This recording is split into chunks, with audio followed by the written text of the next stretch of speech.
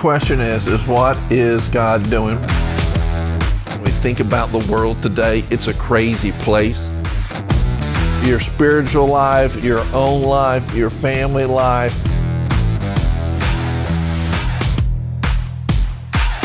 Welcome to today's Daily 320. Hope you had an incredible Ephesians 3:20 weekend with your family and your mask and your house and nothing else. And I tell you what, again, the question is what is God doing? Why are we in this spot? And I've got lots of different thoughts. I was talking to a friend earlier today that asked me the question, and I was answering him. I said, sometimes God gives us what we ask for. In the Old Testament, the people wanted a king. God didn't think it was right for the people to have a king because he wanted to be the king, but the people wanted the king, so they got King Saul. And it didn't work out too well. And sometimes God gives us what we want. So we've sat around for years in America now thinking about, I wonder what it would be like to spend more time with my family and I could just be home. Well, you're finding out. I wonder what it would be like to, wish I could just homeschool my kids for like a half a semester and then I would know you're ready to kill them.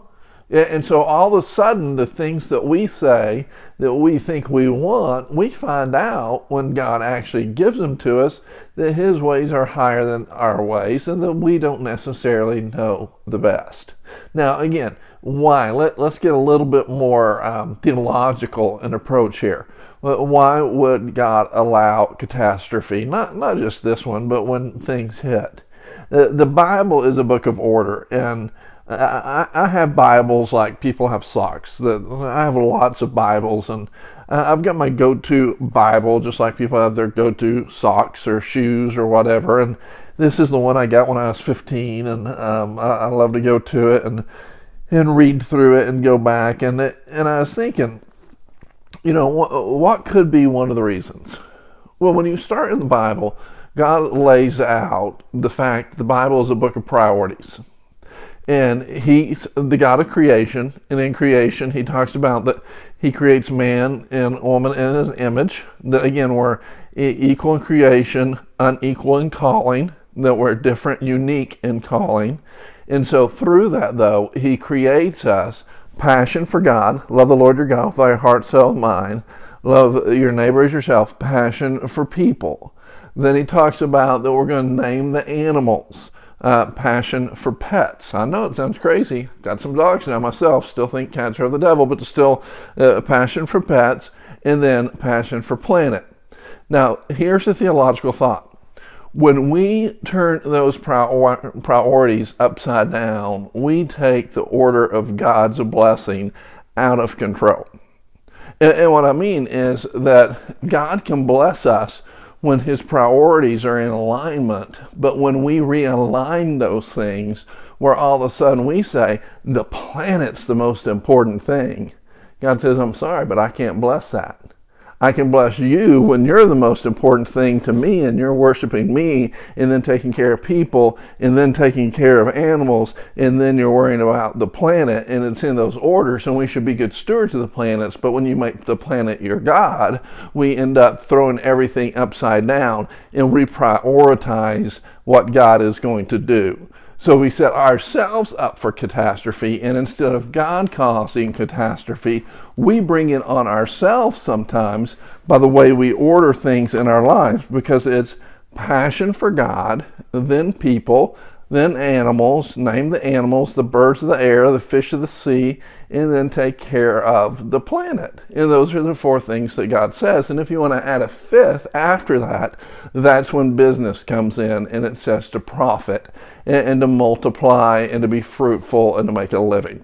So again, passion for God, people, pets, planet, profit. When we put any of those at the first, all of a sudden God will every once in a while say, I'm going to rearrange the priorities and allow the people of the earth to be reminded of what really is to come first. I was reading this in Psalm 31, and it says, you have rescued me, O God, who keeps his promises. I worship only you. how you hate all those who worship idols, those imitation gods. I'm radiant with joy because of your mercy. Number one, God's a God of mercy. So if you have your priorities wrong, it's okay because God's a God of mercy. And He will rescue you. And I want you to be radiant with joy today because your priorities are correct in the things of God. And you love the Lord your God with all your heart, your soul, your mind, and your body. You love your neighbor yourself, your people. Then, again, animals. What's God doing with animals? Then the planet. And then it comes to making profit. And then when you align those priorities in that way, God can come release, again, the prosperity of God. Prosper in the Old Testament means to move forward and see great success. And so when you have those priorities in place, He will rescue you. So my question today in the Daily 320 is, what area in your life do you need to see the mercy of God rescue you? That maybe as you go through this season that you're kind of experiencing a lot more stress than you thought you would. And it's not because God's a mean God, it's because we've reprioritized our things and we made a mess of things instead of saying, God, these are your priorities. You first, people, then we're talking about animals, then we're talking about the planet, then we go make a profit. That's why it talks about all the way through the Bible, seek ye first the kingdom of God, and all these other things will be added unto you as well. So talk about this today. What area in your life do you need God to rescue you and show you justice and mercy? And how do you need to realign some of your priorities in those ways where God can bless your life and give you an E320 life? Hope you have a great night. Look forward to seeing you tomorrow. We're going to start releasing these a little bit earlier in the day. There's so much downloading going on the internet. It's taken us a while to get this uploaded, downloaded, whatever. So we apologize. We'll get that fixed. Thank you for all you're doing. We love you. We'll see you tomorrow. God bless and have a great night.